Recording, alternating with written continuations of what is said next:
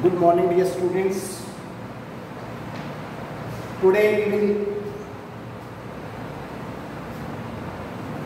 do our second lecture. In the first lecture we have learnt about Swami. Before the examination is the name of the chapter, and here is a major character Swami or Swaminathan.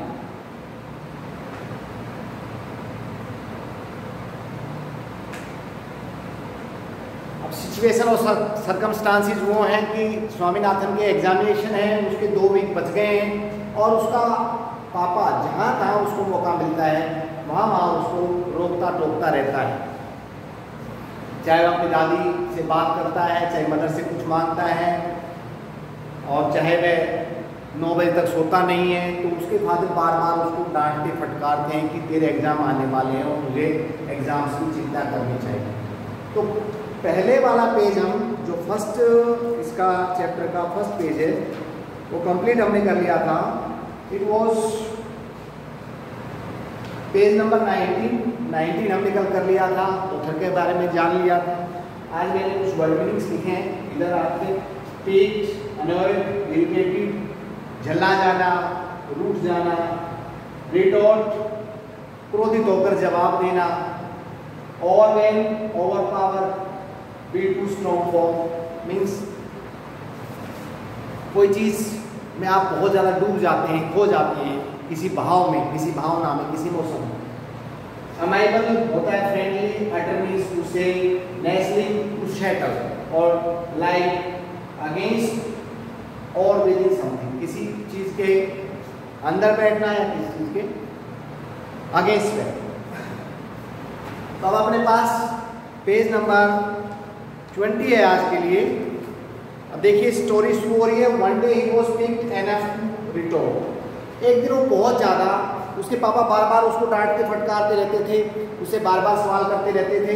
तो एक दिन वो बहुत ज़्यादा irritate हो गया, picked, बहुत ज़्यादा इरिटेट हो गया और उसने क्रोधित होकर जवाब दिया, why are you so nervous about my examination.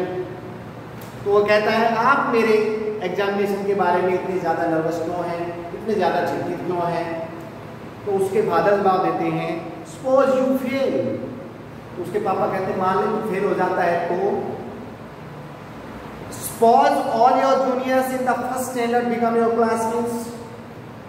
मान ले जब तुम फेल हो जाओगे तो तुम्हारे जो जूनियर हैं आज, मान लीजिए आप 5th क्लास में हैं और आप फेल हो जाते हो और आपके 4th क्लास वाले बच्चे पास हो जाते हैं, तो 4th वाले भी 5th में आ जाएंगे और तेरे जूनियर तेरे क्या बन जाएंगे, सहपाठी बन जाएंगे, तेरे सहपाठी बन जाएंगे। At school everybody seemed to be overwhelmed by the thought of the examinations। और स्कूल में भी सभी बच्चे ऐसा लग रहा था कि डूब गए हैं किसमें, एग्जामिनेशंस के विचार। एग्जामिनेशन के ऊपर बहुत ज़्यादा हावी हो गए थे। मतलब सारे के सारे बच्चे केवल जो बात कर रहे थे या सोच रहे थे या जो भी एक्टिविटी कर रहे थे वो सब क्या कर रहे थे, किससे रिलेटेड कर रहे थे, एग्जामिनेशन से रिलेटेड कर रहे थे, अपनी परीक्षा के रिलेटेड कर रहे थे।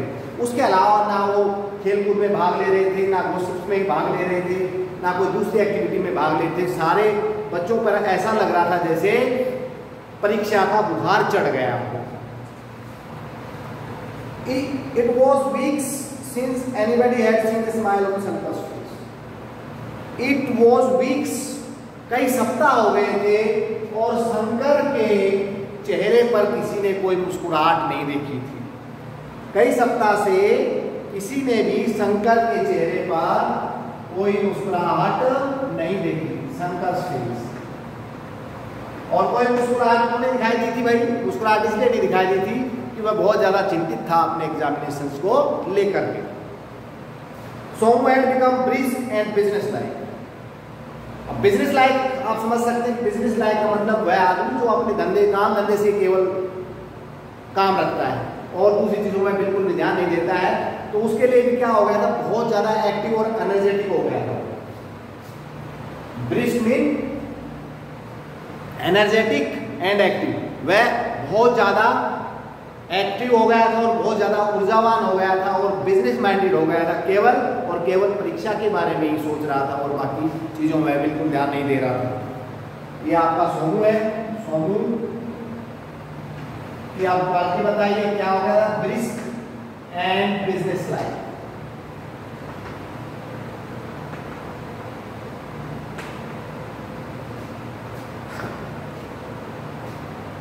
मैं बहुत बिजनेस माइंड और बहुत ज़्यादा एक्टिव और ऊर्जावान हो गया था, एनर्जेटिक हो गया था, मतलब बहुत जल्दी जल्दी से कामों में लग जाता था अपने पढ़ाई लिखाई में।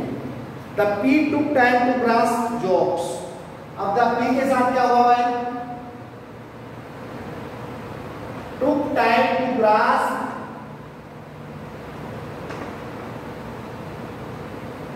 जोक्स।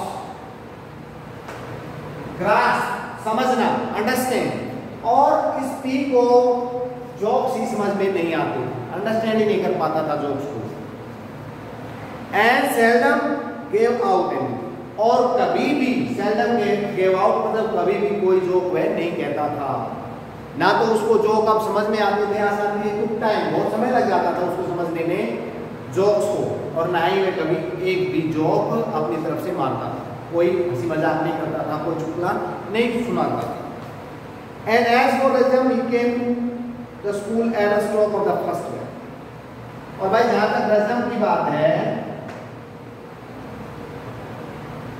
तो रजम क्या होता था, जैसे स्कूल की पहली घंटी बजती थी, स्कूल की पहली घंटी के बजते हुए स्कूल में आ जाता था रजम। took down everything the teacher said, और जो भी टीचर कहता था वो सारे काम है करता था। And left at the stroke of the last bell, और जब आखिरी घंटी बजती थी, जब स्कूल की छुट्टी होती थी, तब वह स्कूल को छोड़ता था, स्कूल से जाता था। जो भी टीचर करता, बोलता था, कहता था, वह वो लिखता था, और पहली घंटी पे स्कूल में आ जाता था। जैसे ही पहली घंटी बजती स्कूल की, और जैसे ही आखिरी घंटी बजती थी, छुट्टी की घंटी बजती थी, तभी वह जाता था। मतलब पूरे दिन वह अपने स्कूल में बिताता था। Hardly uttering a word to anyone, और किसी से कोई बातचीत नहीं कर सकता था रजम। हार्डली अटरिंग, अटर मीन्स कहना, हार्डली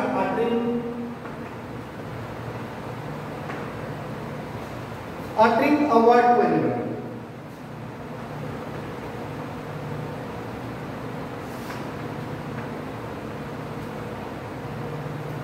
बमुश्किल कभी किसी से कोई शब्द वह नहीं बोलता। Mani looking worried took every opportunity to take Shankar aside and have his doubts clear. Money बड़ा चिंतित लग रहा था भाई, और मनी क्या करता, took every opportunity, जब भी उसको मौका मिल जाता था तो वो शंकर को एक साइड में ले जाता और जिस सब्जेक्ट में उसके डाउट्स थे उनको क्लियर करता। He dodged the steps of the school clerk.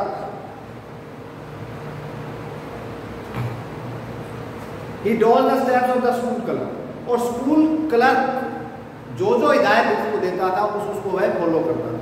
School clerk की हर हिदायत को, हर एडवाइस को, हर सजेशन को वह फॉलो करता था। Everyone in school thought that the clerk was omniscient, school में हर आदमी मानता था कि वह परमात्मा है, वह भगवान है। ओमनिसेंट, वह सर्वज्ञ है, वह सब कुछ जानता है।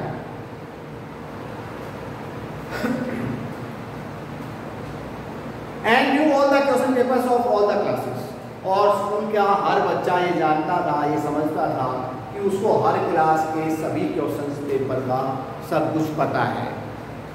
One day Mani went to the clerk's house and laid a neat bundle containing fresh brinjals at his feet. एक दिन क्या हुआ भाई, मनी एक ब्रिंजाल का बंडल लेके गया, ब्रिंजाल बैंगन का बंडल लेके गया, और बहुत साफ सुथरा वह बंडल था, और सीधा ले जा करके क्लर्क के पैरों में रख दिया।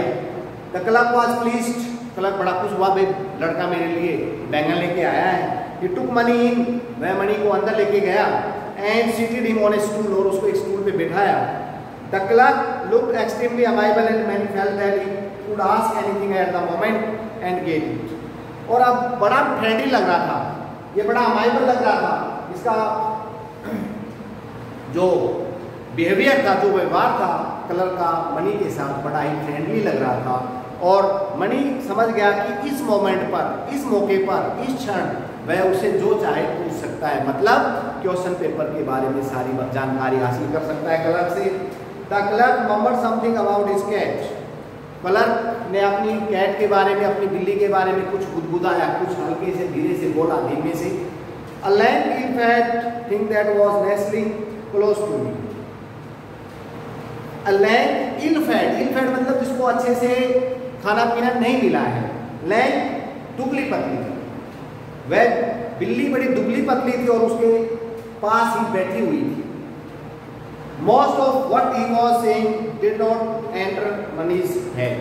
जो बातें क्लर्क कर रहा था वो उसके दिमाग में नहीं जा रही, वह उन बातों को नहीं समझ रहा था, क्योंकि मनी के दिमाग में तो क्या छाया हुआ था, मनी के दिमाग में छाया हुआ था कि किसी तरह से क्लर्क मुझे क्वेश्चन पेपर में आने वाले क्वेश्चंस बता दे और मैं अपने जाके घर उनकी प्रिपरेशन करूँ। He was waiting feverishly to open the topic of question papers. वह बड़ी ही बेचैनी से, feverishly बड़ी बेचैनी से इंतजार कर रहा था कि कब वह क्वेश्चन पेपर की बात करें।